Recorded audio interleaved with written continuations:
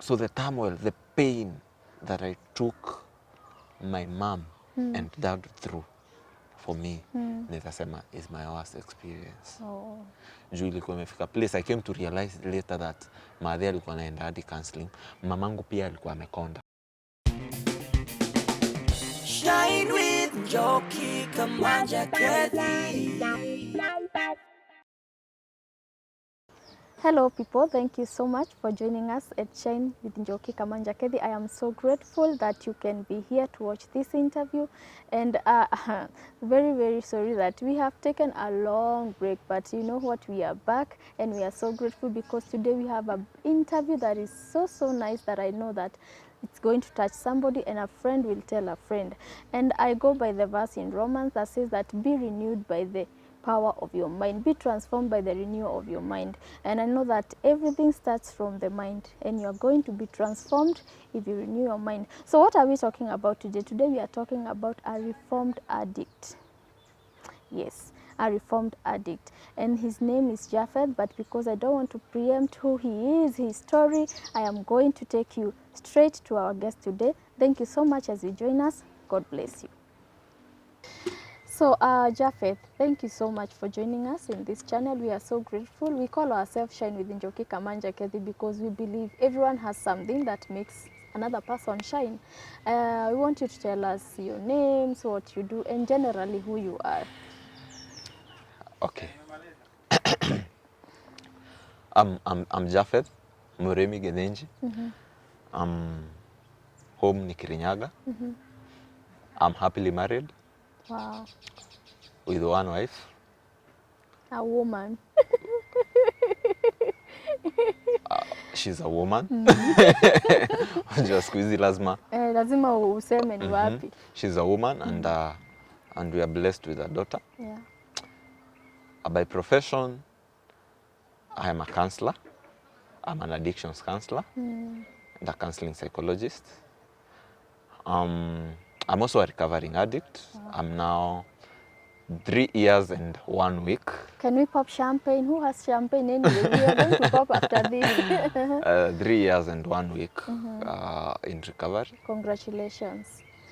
And I'm happy to be here. How was life generally as you were growing up, school life? What kind of a kid were you? I was a sharp kid. Nilikuwa wembe. Sharp. Na kusumbua? Nilikuwa wembe. Kusumbua pia. The memories I have, in fact, sometimes sikuwa nimenyamaza hivi, I usually pity my older cousins and whoever my aunties. I was quite a kasumbua. Na nikatabia hadi sahi akajaisha. My wife can attest to that. Neema nimetosha. So sisi hatukuwa na kindergarten ati baby class. Ni polling station. Ilikuwa nursery, then unaenda class 1. Yeah. So I believe this will be crucial for my story. Yeah. So that people can also understand addiction. Yeah. Nilianza shule nikiwa underage. Okay. Underage. Because kama nursery nilikuwa 4 years. Kuingia class 1 ilikuwa 5 years. To put that into perspective, nilimaliza form 4 na 16 years. Yeah. I will share why I'm talking about this. That means every class I've ever been to, from nursery to form 4, I was always the youngest. That also means... It makes you adult faster. No. That also means nilikuwa kamtu kadogo. That also means that I'll be subject to a lot of bullying. Oh yeah. And it also affects your esteem. I was subject to a lot of bullying as I grew up. When I was 8 years old, nilipelekwa boarding school. Yeah, class 4. Yeah. That was class 4. So from class 4 to class 8, hiyo ni maisha ya constant bullying. Unfortunately pia ile high school nilienda kuna mtu wako mahali huko kwa background alikufanya ile kitu. Ati nani director wetu mimi naweza mfuta. No, he didn't. Huyu hakutubuli. Anakaa kukubuli. No, huyu hakunibuli. But he's a witness. As much as sio watu walikuwa wanatubuli, we were also bullied. Yeah. And why I'm sharing all this is I would like people to understand that as I share my story, my journey with addiction, that hakuna mtu anza drugs, hakuna mtu enda kwa duka kununua sigara, anaambia mtu wa sigara, ni aje niuzie addiction. Hakuna mtu enda bar, unaambia bartender, nipe addiction moja. Nobody wants to be an addict. But the things we go through as we grow up, zinafanyanga tukue more predisposable to addiction than maybe other people. And also, what to react to situations differently. So as I share my story, I'll share it from the perspective. Maybe if I cut you short, this time when you are going through bullying, I understand if you go through bullying, your esteem is no longer the same. Your esteem lowers. It goes low. Aren't you talking to somebody or you're saying, of course, Africans, mwanaume ni kujikaza, ukigongwa unatulia. Exactly. Nakumbuka nilikuwa class 4, nilikuwa nabuliwa nalia sana. And then kulikuwa na matron. Ukienda kwa matron anakuambia si wewe ni mwanaume, unafaa ujikaze, unafaa uvumilie pia wewe. So that in turn affected my performance. That's true. From ule jamaa alikuwa wembe, and now I'm performing average. Kwenda pale home, mzazi understand, yeye anataka kuona mtoto wake wembe. Ule wembe anajua. If you try to point out some of the issues maybe you are going through, mzazi atainterpret wewe ni shule hautaki. Yeah. So you have to go back to the same environment. Actually, there's a guy when I was in class 7, he was taken, alipelekwa jela. Siku 2 hataki shule. But actually, maybe he was going through something that the parent didn't. So when you say that, I understand. Thank you. So now, you've cleared Form 4. You are a 16-year-old boy. Actually, hata hujafika 18, you have no ID. Now you have to go to campus. As we go now to the story about addiction, did you start now drinking before when you were in high school, or when did you start doing it? Sasa pale high school, kuna hii, so you know, sasa nimeingia Form 1, nimemonoliziwa ya kutosha, so umefika Form 2. So you obviously want to identify with these bullies, you know, you want to identify, tunaoitanga wale wase. Yes. So nikaingia kwa a group of guys who are not, na hata sikuwa nimeanza, I used to drink before from maybe home, unaona ile ya Christmas, wamekuja na pombe, sijui nyama choma pombe, you know, they get together, our uncles, our whoever's. But it was not much of a problem. High school nilimaliza tu poa. Sikupita venye ningetaka, but still sikuanguka. So nimemaliza Form 4 at 16 and nika qualify for university. Now sasa KU. Wow. So now you've gone to campus. Sasa hiyo navuta tu bangi. Sasa uko free hapa. Unajua una principal. You know, like in college or university, people are free. Did it like propel now the amount, the level you used to do it? How was it there? Kwanza nilikuwa nashindwa nitafika campus lini. Nitese. On the onset, kumaliza campus tu hivi, I started drinking quite a lot. Looking back now, that should have been a red flag. Yeah. After high school. But unajua ni ile unakunywa, wenye uko nao wanaona unakunywa, but umepita mtihani. So uko like, sasa mnaniambia nini? It's not affecting me. Unaona? So kukuja campus pia, let me say kwanza I'm blessed by very supportive parents. So everything I said went. Okay, they tried to regulate, but I mean, uko campus, kijana ako campus, pesa ya homework, pesa ya photocopy, rent unalipa 4,000 umesema ni 8,000. Sijui so much stuff. So pesa ilikuwa and not so much, you are not doing anything. So uko pale uko first year, I'm 17. Now I'm living this city life. Wasichana, pombe, clubs. Sasa ndio naenda mimi nilikuwa naingia hadi zile clubs unasikia ati not over 21, ni za over 21 because pale you just give bouncer 500 anakuallow brothels. Brothels pia wa common go to places because that was the life in quotes. Yes. So yeah. Now there's a story you were giving me before we came on set that actually you don't remember after first year attending a class. Was it because let me speak in Kikuyu. What was happening?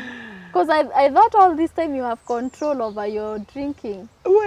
Sasa unajua pale first year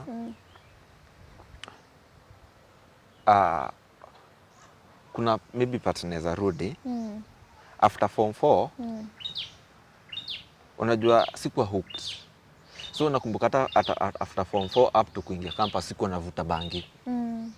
Sikuwa. So ilikuwa tu pombe na sigara. Pombe na sigara. So nimeingia campus, pombe. So unaweza kumekaa daro hivi, jamaa kutext, kuna form. Daro, unajiambia uko first year utakaa chapa. Of course kuna ile unadanganya. 3 more years. 3 more years. Furthermore, you are a bright guy. You go. Tena huku mwa Kenya is Kiria. Hata sio mwa Kenya sana but kulikuwa tu na hiyo attitude ya don't care, sikuwa naona the seriousness of it. So first year nilienda classes vizuri.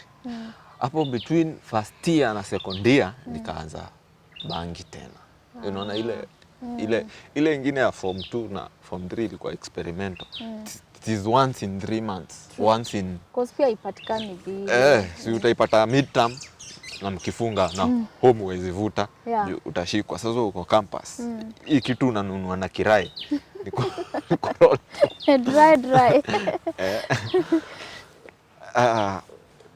And then unfortunately pia nikaanza kuchiu mira pale. So sasa unakunywa pombe, unavuta bangi, unavuta sigara. Sasa umeongeza veve. Nimeongeza veve. And school was no longer important. Let me just say that. Sikuwa naona haja ya kwenda class. What for? I mean, nilikuwa naona nikiwa wembe. So for me, some of those things were not important. Wow. So now umemaliza shule. You're still now sasa where you are right now, you're not just a casual drinker. Sasa uko ndani. For one, ilikuwa imefika place for me to do anything, I have to be under the influence of something. Either ni kusoma, either kumbuka hata kama hata classes, I still want to do the exams. So kusomea hizo exams, I have to be under the influence. Pesa ikiingililia hapa, unaitolea hivi pombe. So if I can give you a schedule of a normal day, ilikuwa kuamka, kutafuta bangi, after kutafuta bangi, mira, pombe, and the cycle continues. Every day. And are you eating or you're my food was a non-issue. Tukifika pali nitakwambia penye nilichenjia. By the time nifika turning point. Right now I'm 66 kgs. The last time nilipima naweza kuwa nimeongeza zingine 2, 68. But by the time nifika turning point yangu, I was 49 kgs. By the time nifike pahali wacha niseme penye nilisaidikia. Na nitakwambia ni wapi. I was 49 kgs. Wow. I want to understand for you to so that sasa ujipate sasa unaenda rehab or hii point ya kubadilika. What is the worst memory that you have of yourself? ni worst. ziko mingi. But first of all, there's something I would like to say, if you don't mind. That hii tabia yote ya kulewa, kutaka kujiassociate na ulevi. Kumbuka when I told you I've been bullied like all my life. I'm always seeking validation. So hizi places, saa zile naenda na kunywa na chafua meza naambia kila mtu pewa, saa zile watu wanani associate na bangi. This I came to realize later now when I'm in recovery that I was doing that to feel that emptiness that I used to feel throughout my childhood. I was doing that to feel that void. Like a man. I was doing that to please that child who was bullied so much from the age of 8 to 12 or 13. Thereabout. I was doing that to feel that I was not bullied because I'm weak. I can be something. Unfortunately, ilitokea, my outlet was addiction. Wow. So now, I want that worst memory. There are so many. There are so many. There are so many. There are so many. There are so many. There are so many. First, let me say, addiction ni kitu siwezi wish even my worst enemy. No, I'm not saying I have enemies, but if you are my enemy out there, I wouldn't wish this on you. For me, it's the turmoil I took my family through.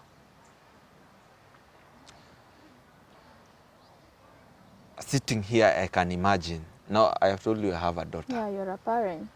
She's 10 months old. So I can put myself in my parents' shoes.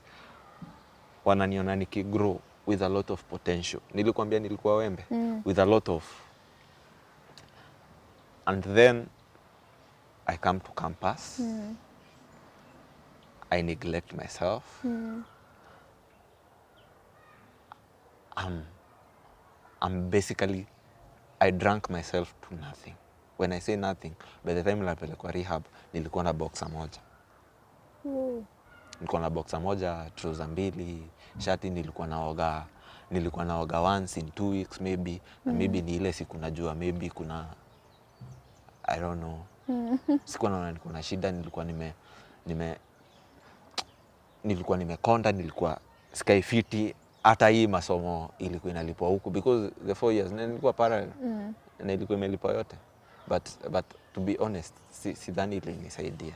I don't think the economics ilinisaidia or anything. So the turmoil, the pain that I took my mom and dad through, for me, nitasema is my worst experience. Juu ilikuwa imefika place I came to realize later that madhe alikuwa anaenda hadi counseling, mamangu pia alikuwa amekonda.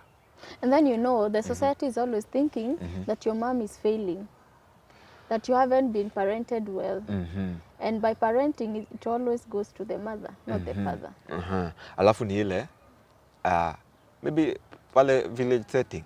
So mamangu ni ule mtu wa church. So ametokea, ameng'ara, ameenda church. Yako na hadi ushuhuda kwa church. Ameng'ara, anatokea Sunday hivi, ametokea, alafu anaambiwa na mtu, sasa wewe na vile umeng'ara na mtoto wako huko anakufia huko downtown akivuta bangi akikula miraa. You see that. But what also pains me is that time sikuwa naiona. Because they used to tell me, but niko like, mimi siwezi acha vitu zimepandwa na Mungu. You see? Kwani Mungu alikuwa mjinga akipanda bangi? Exactly. Some of those things. But I didn't realize that slowly I was sucking the life out of my parents. By the time I apelekwa rehab, mother, you could tell. She's drained. She was drained. And I know so because vile nilitoka rehab na nika reform, she regained her happiness. You can tell she's a happy woman. she is. So for me, my worst experience is what I took my family through. Hiyo maswali walikuwa najiuliza, kwani tulikosea wapi? Kwani, you know, it was really bad. So now, Jafith, for you to go to rehab, was it your own decision? Like, sasa nimechoma picha, sina picha sasa. Or what happened for you to find yourself there? I want to put you into perspective. Between mimi kuingia campus na pale niliendea rehab, it was 8 years. So hizi miaka 8 mimi nilikuwa tu ku Nairobi. Kutesa Nairobi, kukunywa you know. The time I had hit my rock bottom first. Nilikuwa nimehit rock bottom kwanza maybe 3 years prior. 3 years before sasa nikuje rehab. I just wanted to put you into perspective. Ni ile saa zile I had drunk myself out such that sina nyumba.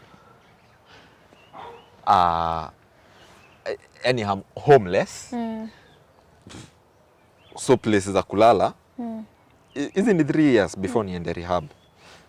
I'm homeless, sina place ya kulala. Ile pesa kidogo napata na kunywa yote. So kazi ni you are hopping from one house to another. Hopping from kwa mabeshte hivyo. Sometimes kulala kwa maba. You know, una time ile ba maybe unajua ifungangwi because you have no place that you can go. Na si ati ni pesa hauna. Ni juu generally when you're an addict, you treasure this drug more than your life becomes unmanageable ukikuwa addict. So my life was so unmanageable. Those are 3 years before. Nakumbuka hiyo time hadi kuoga for 6 months nilikuwa naogea Ruiru River. 6 months, 6 good months. Then a miracle happened. I was about to give up. I was thinking of so many ways. Nafikiria kujiua because then again utaki kurudi nyumbani with nothing. Watu watashindwa.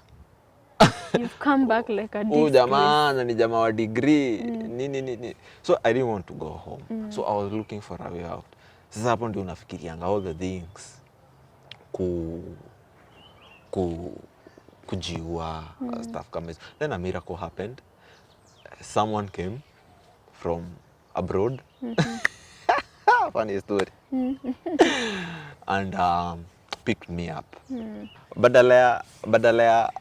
Badala ya kukumbuka that I was in a hole in the first place. I dragged this person with me. You see? So, yana try kunisaidia.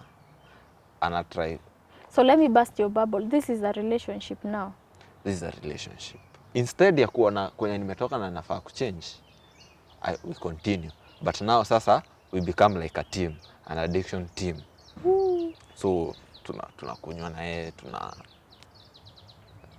you know, life on the first lane na yeye. So before we knew it, hata ile kitu alikuwa amekuja nayo kunisaidia nayo ilisha. What? So I hit my second rock bottom after now those 3 years along the line. So yule pesa yake imeisha.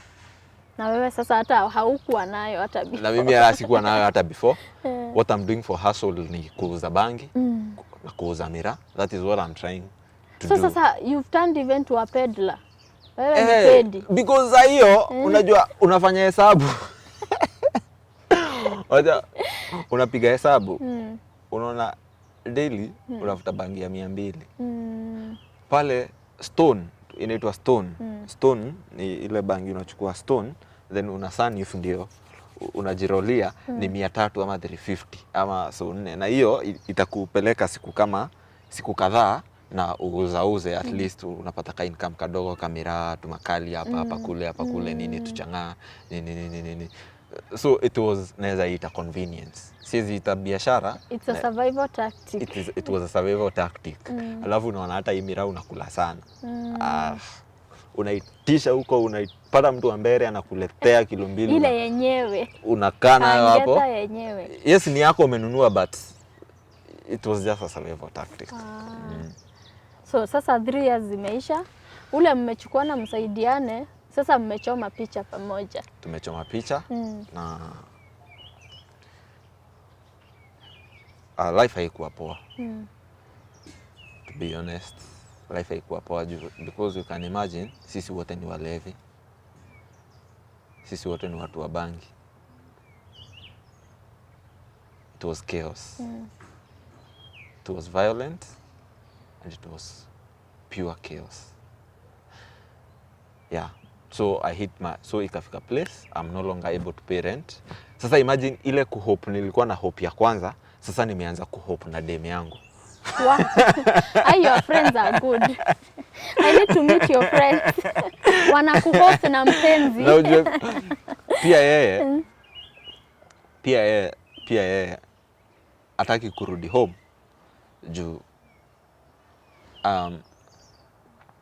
pia yeye hataki kurudi home juu technically watu wao watashindwa. Watashanga ulitoka majuu, you were supposed to make a life, then what? So tuko huku Nairobi. So kila kitu tunafanya, she's there, we are there. So vile maisha Nairobi litushinda, tukachukuana sisi wote Kirinyaga kwa mamangu. Yeah, so that was maybe my final 5-6 months of addiction. So hapo ni imagine tuko kwa madhe, but nikitokea kuchana, nikitokea kuvuta bangi tunatokea na yeye. Akitokea kukunywa. Hapa mother-in-law, mama yako anasema mother-in-law ni mimi au wameenda. So one day, my mother couldn't. Okay, kwanza babangu akaniita, akaniambia, you clearly have a problem. I don't know, we can take you for counseling. Anga what? I told him okay, but the day tulikuwa tuende, mimi nikahepa home. Kuhepa home si obvious tumehepa na ule day. Kurudi jioni, my mom couldn't take it anymore. And I thank my mom, though hiyo time I was very angry with her because of what she did. Alifukuza ule day. Sasa aki amekuondolea love.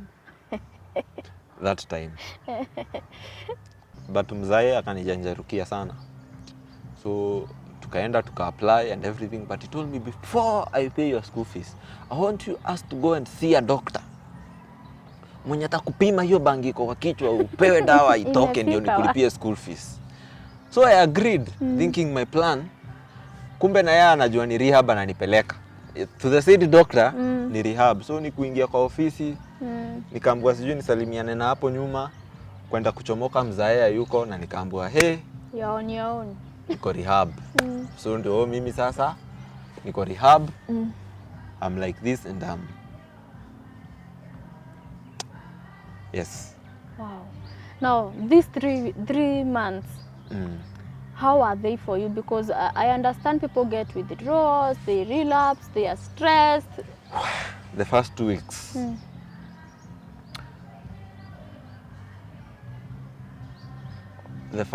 Withdraw ya bangi na miraa.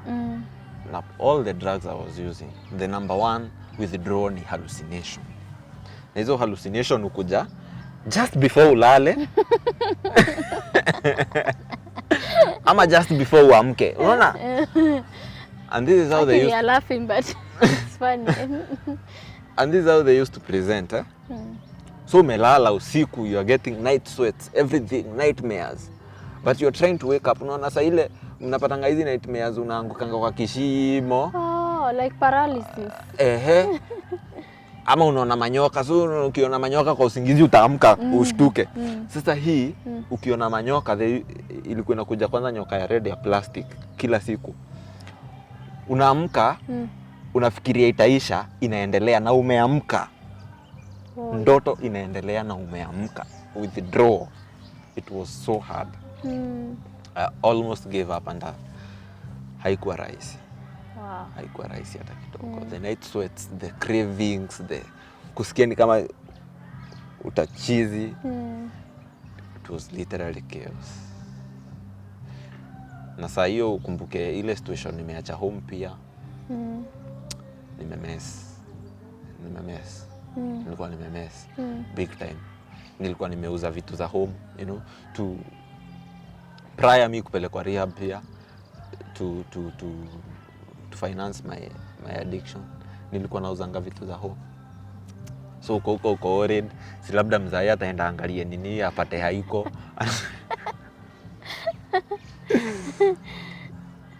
It was chaotic. It was chaotic. But I remember feeling so bad and telling God, I don't want this to be my life anymore. Yeah. I don't want this to be my lifestyle. I don't want this to be me. I want this to be just a story I'll be telling my kids. Amen.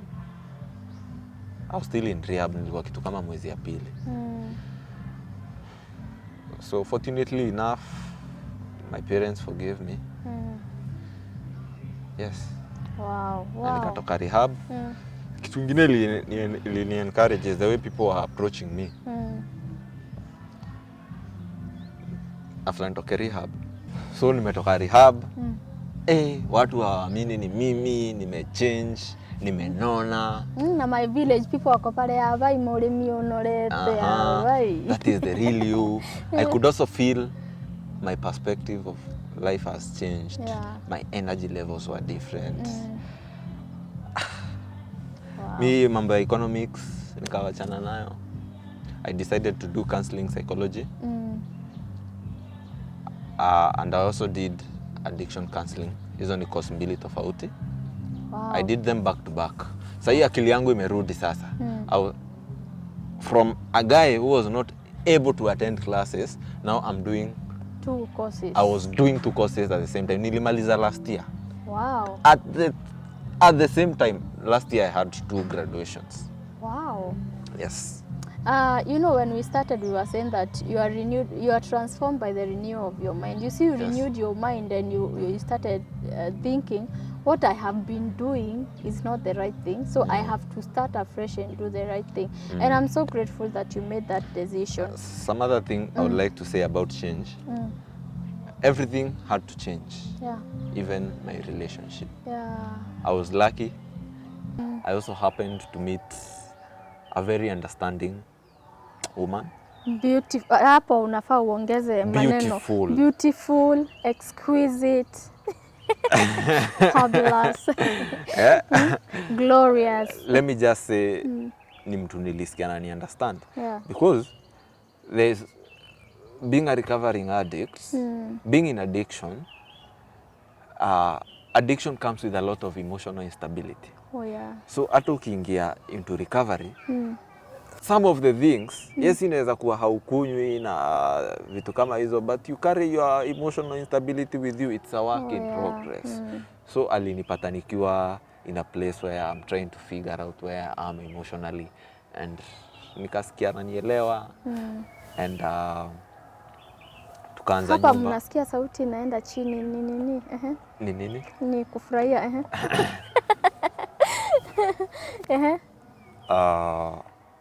Yeah, so even my relationships changed.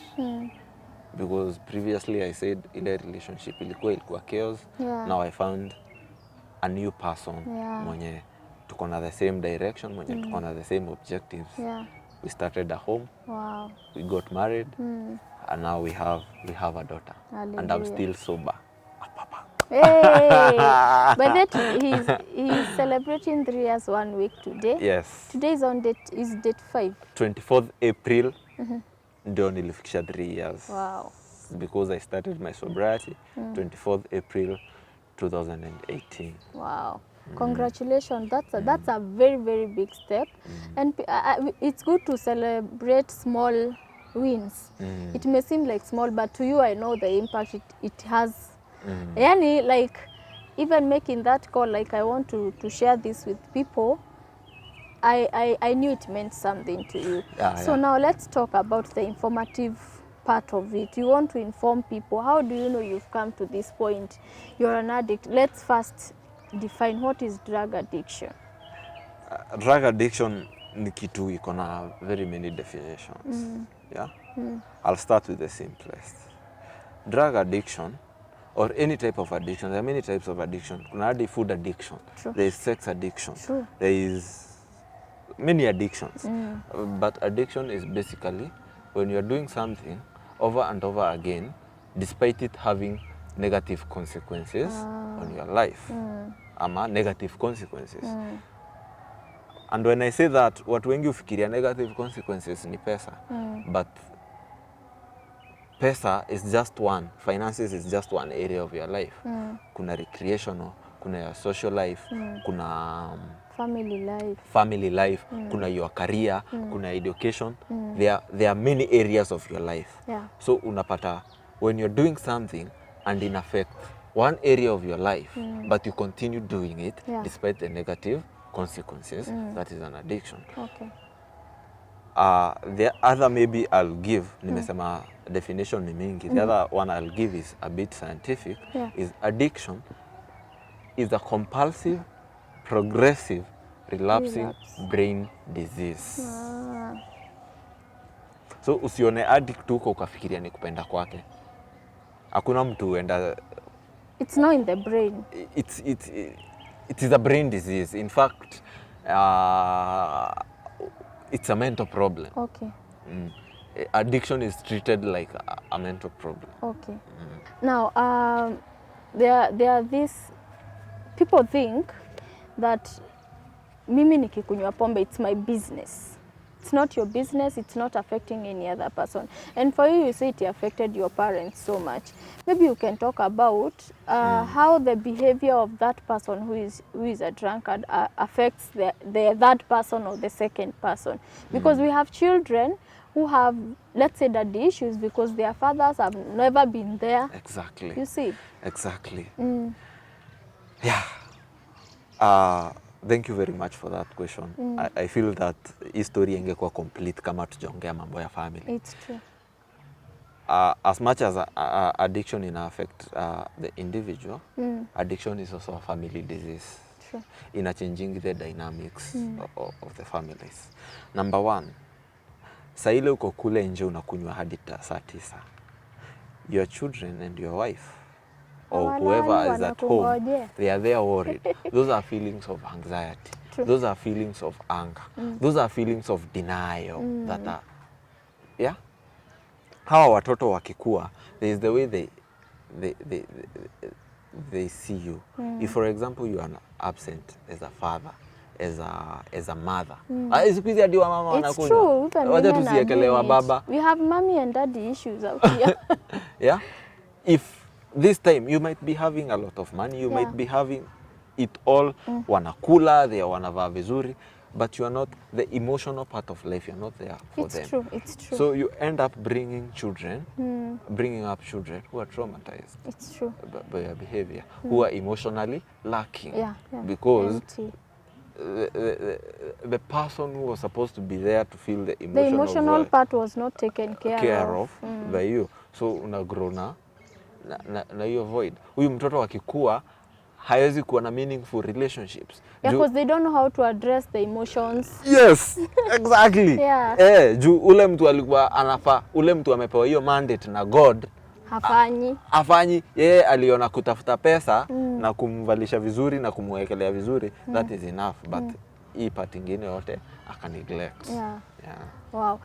Now as we conclude, after recovery, somebody, me who is waiting for you after the rehab, what is supposed to be my reaction? Because there are people who bado wanakupea a benefit of doubt. It's like somebody who is coming from prison. They're always thinking, mko sure bado hajamaliza kuuana. Exactly. Like, do we also need counseling as people who are waiting for you? Especially the family members. Like I said, addiction is also a family disease. There are this, kumbuka kwanza, the dynamics of your family changed the moment there is an addict. The moment there is an addict in the family, dynamics and roles will change. There are all these negative feelings that come with protecting the addict, worrying about the addict, hiding the addict's behavior. Juu kuna families, they hide. Usichome the image of the family. You know, no. There are all those negative feelings that come with. You also become addicted to the addict. Because deep down, you believe you are the one who is supposed to change the addict. So in essence you become addicted to the addict. So who addicts their ametoka, business becomes your business. Who addict ametoka rehab. And believe it or not, do you know our minds miss chaos? As much as we don't like chaos, saa ile uko in a moment of peace, kama umezoea chaos, your mind ni kama inakwanga imengoja chaos. And sometimes you may create chaos just for there to be chaos. So mtu ametoka rehab, amereform, is no longer drinking, but your family ilikuwa imezoea chaos zake. Wow. That might be uncomfortable. However much it sounds good, inahitaji pia some readjustment. Okay. Zile dynamics za addiction are no longer there. Remember, they were created years and years and years, the patterns. So hizo patterns haziishangi tu mara moja. Well, the last question is it genetically transmitted? Because there are people who say, huyu anakunywanga kama baba yake alikuwa mlevi. Can I break the chain and decide, yes, my father is a drug addict, but I can be different?